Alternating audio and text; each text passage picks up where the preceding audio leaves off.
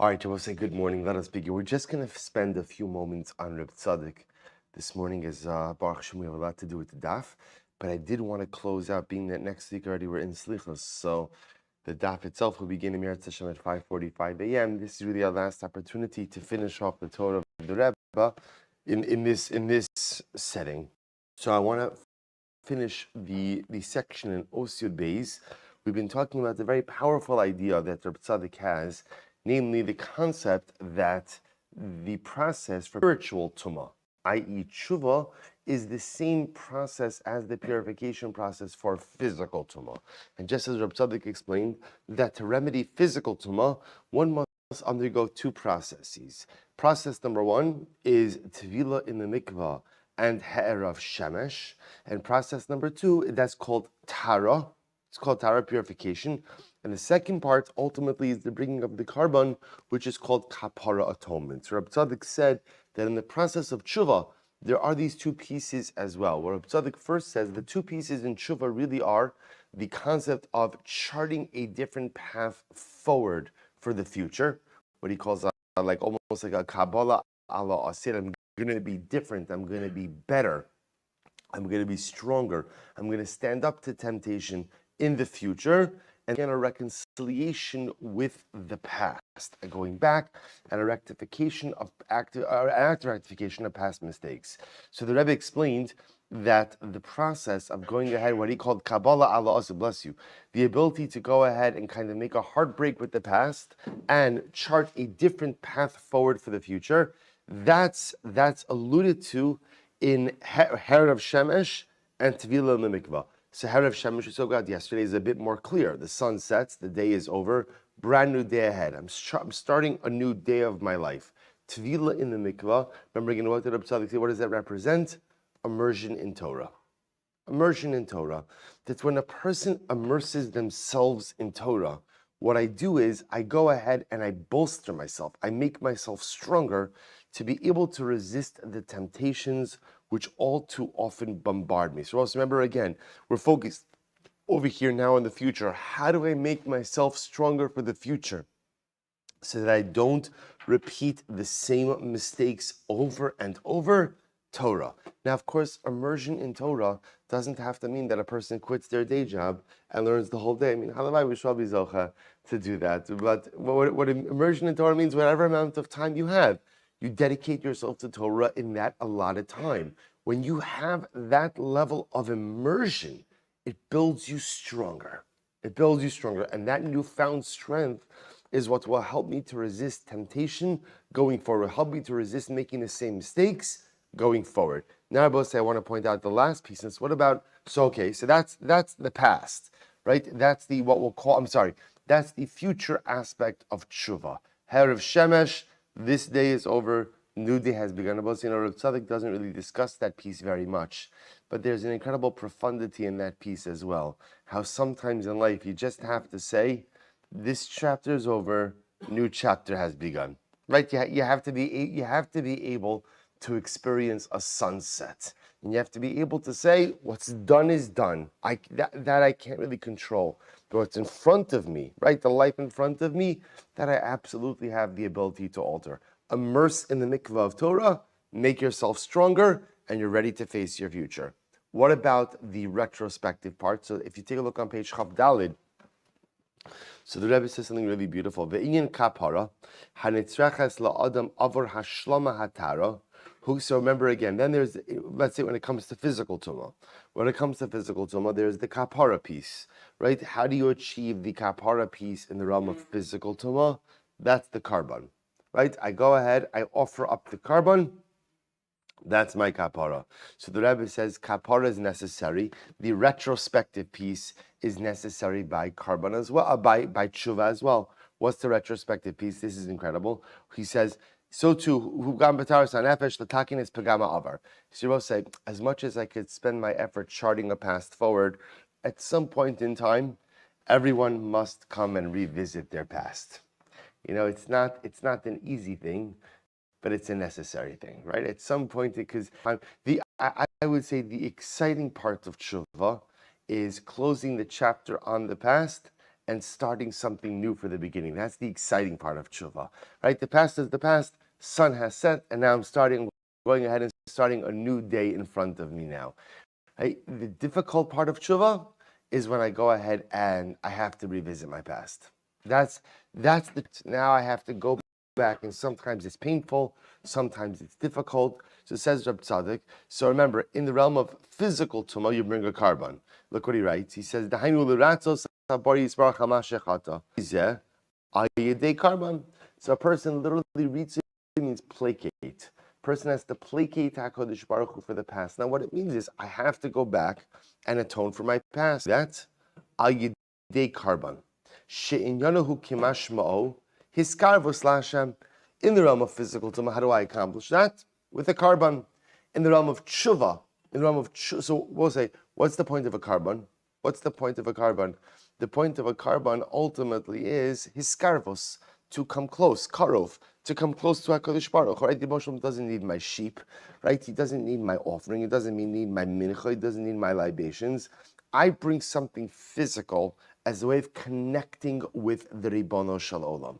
So look what the Rebbe says, v'dugma so. So what do you do for this kapara aspect by tshuva?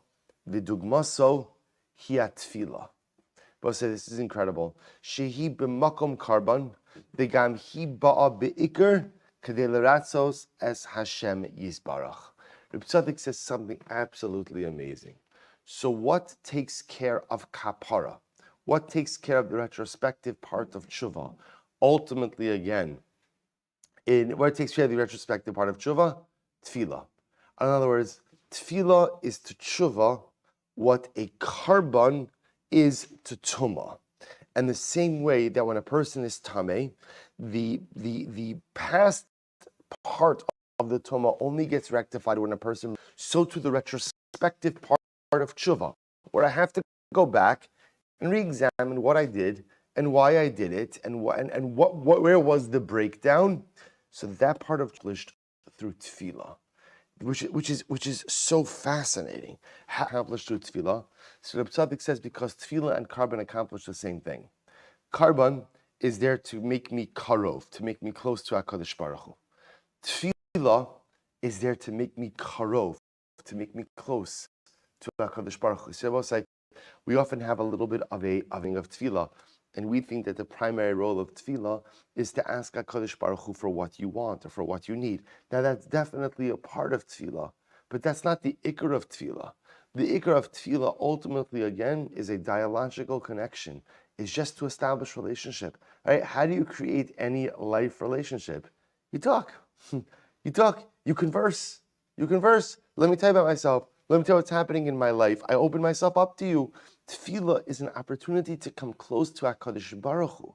So tefillah accomplishes the same thing as a carbon. I brought a carbon to come karov, to come close to you. I daven to HaKadosh Baruch Hu because I want to have a relationship, have a connection. How does tefillah take care of the retrospective part of tshuva?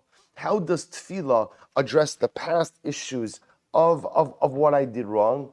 Because if we think about it, at the end of the day, why do we sin? Why do we sin?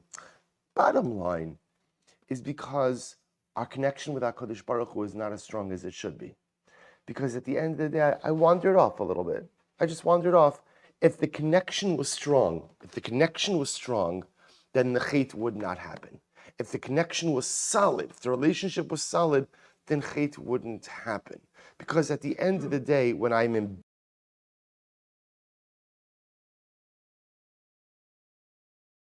again, when sin occurs, that's indicative of the fact that the relationship is not as it should be. The kirva, the closeness that should categorize the relationship is not there. How do I reestablish that? Reb Tzaddik posits through tefillah. So Reb Tzaddik says it's not the pshat that I'm really going back and examining every chait I did and why I did it. I'm getting to the root cause. And the root cause is, which is really incredible, the root cause of sin. Why do I sin? Because I'm not as close to you as I should be. If I was closer to you, if I felt you more in my life, if I really lived Shivisi Hashem Lenegdi Samid, I wouldn't commit Averis. So how do I take care of my past transgressions? Strengthen my tefillah. Strengthen my tefillah. Because tefillah, davening, is one of the most powerful tools we have to establish relationship with the Ribono Shel Olam. To establish relationship with your Shel. I'll tell you, it's interesting. We really have to start the daf because we're behind. I'm already behind today. I'm behind from yesterday. Okay, so I'll just tell you this. It always struck me that, you have so many of these campaigns about not talking during davening, right? Did I do something wrong? Okay, sorry. So, which is good and beautiful. Find like the reason we often talk during davening is not out of a disrespect for davening.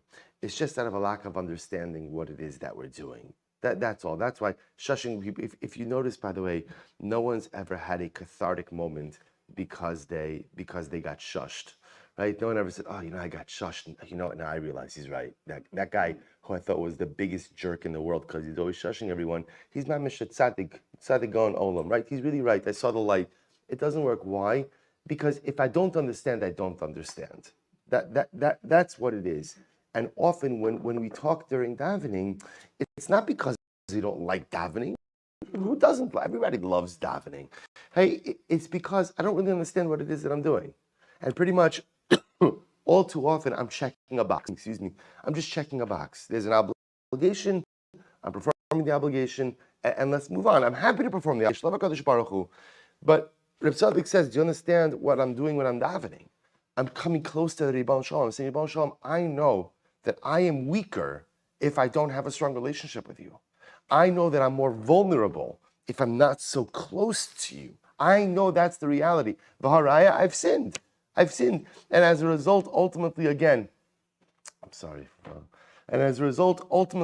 those chatoim, ultimately I know that I'm weaker. So when I do tshuva, says Rabbi Tzaddik, how do you rectify the past? Strengthen your davening. Strengthen Strengthen that connection to the Ribono Shel Olam, because the closer I am, the stronger I am. Therefore, says Rabbi Tzaddik, there's more in this os, but we're going to have to be done for now. So Rabbi Tzaddik ultimately tells us that the process of tshuva is like the process of purification from tumah.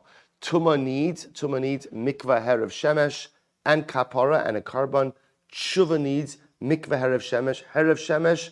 Close the door on the past, move forward. Mikvah, for tshuva purposes, immerse yourself in Torah. Torah makes you stronger to face the challenges of the future. The retrospective part of tshuva. So remember again, tumah has carbon, tshuva has tefillah. Because at the end of the day, when I look at my transgressions of the past, they only happen not because I don't care, and not because I'm not in control of my taivus. Everybody's in control if I want to be in control. The reason I've sinned sometimes is because my relationship is not as strong as it should be. But if I strengthen my davening, I strengthen my dialogue, I strengthen my daily connection with HaKadosh Baruch Hu, then ultimately, again, that is a greater assurance that I'll be able to meet the challenges of the future. All right, we'll stop over here.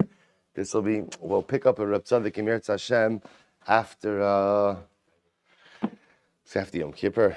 All right, we'll see. I don't know how the calendar falls out. We'll take a look. All right, we'll see. Again, you can learn Reb Tzaddik on your own. I'm not having cornered the market on Reb Tzaddik. He's all yours. All right. All right, we'll say good morning. Incredible